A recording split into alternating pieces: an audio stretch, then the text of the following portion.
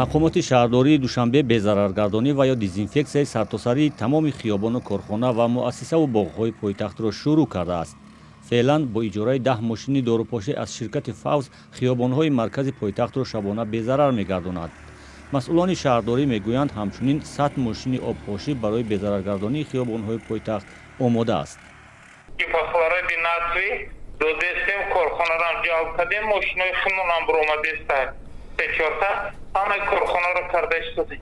Шабона ҳама ҷура кардем, бозору мозоротам тақсим кардем, мактаботам тақсим кардем. бо афзоиши таҳдидҳои коронавирус ба кишварҳои ҷаҳон ва аз ҷумла тоҷикистон тамоми корхонаву идораҳо ва муассисаҳои таълимиву тиббӣ дастур гирифтанд ки ҳама гуна ҷой ва маконҳои дастрасро ҳарчи бештар аз ҳама гуна вирусу микробҳо безарар гардонанд.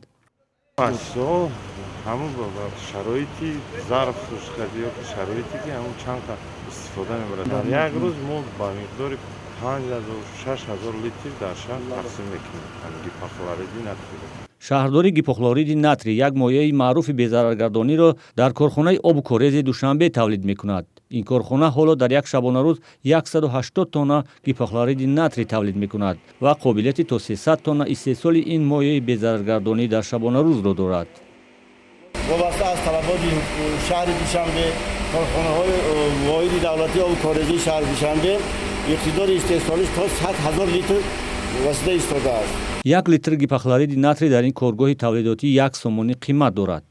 то замони шурӯи пандемияи коронавирус дар ҷаҳон безараргардонӣ дар ҳама корхонаву бозору макотиб бар асоси нақша сари чанд муддат гузаронида мешуд. ҳоло ин кор ба бахши муҳим ва фаврӣ дар ҷомеаи Тоҷикистон табдил шудааст.